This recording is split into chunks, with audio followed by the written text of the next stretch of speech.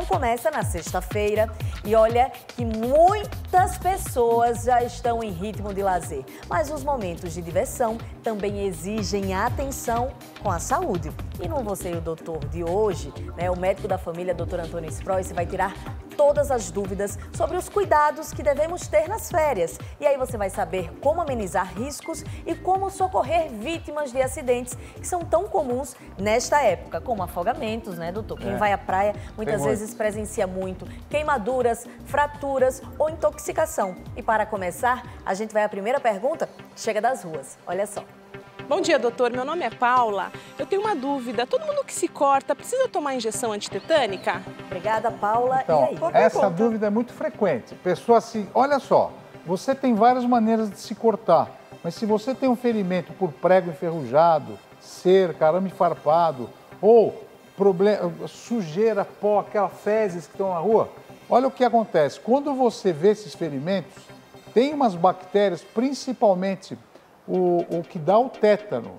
E essa bactéria que dá o tétano é muito sério, porque o tétano pode acometer todo o nosso sistema nervoso.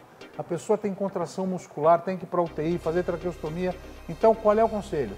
Não precisa se machucar para tomar vacina antitetânica. Já toma a vacina antitetânica antes de sair das férias. Agora, doutor, e se a pessoa se cortou e tem dúvida, será que eu tomei ou não? Pode tomar de novo? Pode tomar de novo. Não faz mal. Lava o ferimento com água e sabão, toma a vacina, porque depois que você tomou essa vacina, daqui a 4 semanas você vai ter que repetir a segunda vez, porque são 2 doses. Minha mãe sabia bem disso, viu? Porque a gente aprontava tanto em casa, era tipo assim, semana sim, semana no hospital fazendo isso. E olha, Aninha, a duração da vacina são 10 anos. Então, se você já passou, toma a vacina. Agora, ainda falando sobre corte, gente, tem mais uma dúvida, vamos ver. Olá, meu nome é Denise e eu tenho uma pergunta para o doutor. Como que eu posso identificar se um corte precisa de ponto ou não? Boa, Denise. Olá, Isso é bom para as mães. Olha só, hein? Cortou, né? Se esse corte for muito profundo, sangra demais e você vê que dói, vai para o hospital, porque os médicos, nós vamos dar uns pontos aqui em série com fios mesmo. Agora, o corte é superficial, é um corte limpo, você lavou, ele parou, você pode só aproximar e ele fica quietinho, fica limpinho, às vezes nem precisa, mas é importante saber essa diferença. Um é profundo e sangra, e outro é superficial. Seria o ponto falso. Ponto falso, Bom, exatamente. A gente já aprendeu aqui sobre cortes, agora sobre fraturas. Tem muita gente com dúvidas também, e é muito comum nessa época, Lógico né? que é. Olha Vamos só. ver. Olá, doutor. Meu nome é Débora. Eu gostaria de saber o que eu devo fazer para socorrer alguém que sofreu uma fratura. Então, é muito frequente você ver alguém que tem uma fratura, caiu da moto, ou jogando tênis, fraturou. A pessoa quer ir lá pegar, não ponha no lugar, não tente colocar no lugar que é perigoso. Porque é o primeiro instinto, né, de você querer colocar. Então, mas pode romper nervo, pode romper artéria, porque os ossos são pontiagudos, né? O que você deve fazer então? Colocar uma compressa gelada em cima do lugar que está doendo, ajuda muito. A segunda coisa, por exemplo, se a Renatinha Alves quebrou o dedinho dela aqui, bateu e quebrou, eu coloco aqui uma imobilização, olha. Eu ponho assim um palitinho de sorvete, faço uma atadura, imobilizo e vai para o hospital. E antes de ir para o hospital, já que está doendo, tome um analgésico e um anti-inflamatório. Pelo menos eu cuidei dessa vítima. Agora, se caiu na rua, tem uma fratura mais séria, 192, 193... Chama resgate. SAMU e bombeiro. Muito bem. Agora, nessa época do ano, o pessoal viaja muito de ônibus, de avião e a galera também tem dúvidas sobre isso. Vamos ver. Vamos ver. Olá, doutor. Bom dia. Eu sou a Tamires. Tenho uma pergunta. Por que a viagem de avião aumenta o risco de trombose? Essa pergunta. E aí, doutor? Por quê? Olha só, se você fica mais do que 3 horas sentado, ônibus, trem, metrô, onde você estiver, olha o que acontece com as nossas pernas. Você está sentado, dentro agora das nossas pernas tem os vasos que são as veias. Olha o músculo contrai, quer ver? O músculo contrai, joga o sangue para cima e a válvula fecha. Ó, jogou, a válvula fecha, não deixa o sangue voltar. O músculo contrai, então o músculo funciona como uma bomba. Se isso não funciona direito, e muito tempo sentado, o sangue começa a coagular.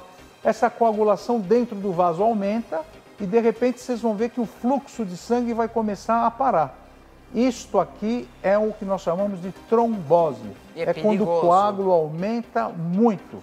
E o que pode acontecer com uma trombose agora na minha perna durante um voo? Olha só, a hora que eu for levantar, A hora que eu for andar, parte deste coágulo grandão, que é o trombo, sai, ele pode se deslocar, pode caminhar no corpo, ele sobe pelas pernas, ele vai subindo, chega no coração, vai para o pulmão, e isso chama-se embolia pulmonar. E a embolia pulmonar pode ser fatal. 80% dos casos de embolia pulmonar fora do hospital podem levar à morte. Então, agora, doutor, cuidado.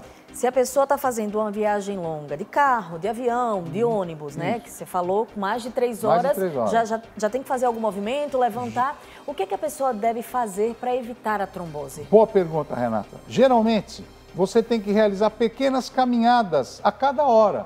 É aquela saidinha do carro que você faz. Para o carro, vai caminhar, anda no corredor do trem, do avião. Segunda coisa, movimentam os pés e pernas a cada hora 10 vezes. 10 flexões na perna, faz um movimento de rotação 10 vezes por hora.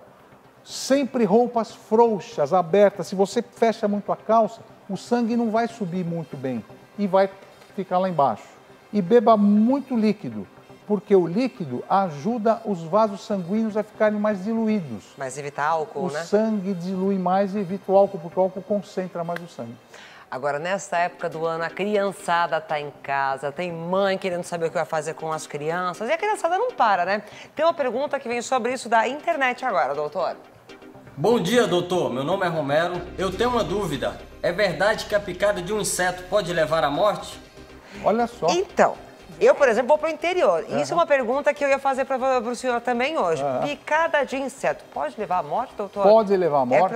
É problema É problema sério. Isso a gente chama de anafilaxia, ou choque anafilático.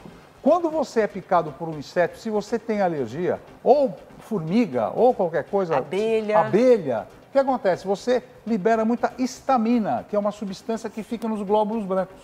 E essa histamina agride o quê? Os vasos sanguíneos. Então, a sua boca fica inchada, principalmente dificuldade para respirar, dor abdominal, a boca fica a sensação de bola e os batimentos cardíacos aumentam muito. O que a mãe tem que fazer?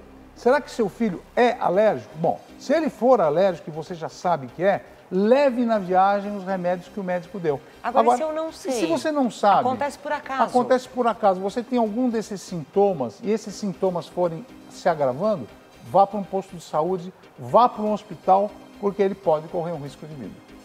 Curioso? Baixe o Play Plus em playplus.com, na Google Play ou App Store.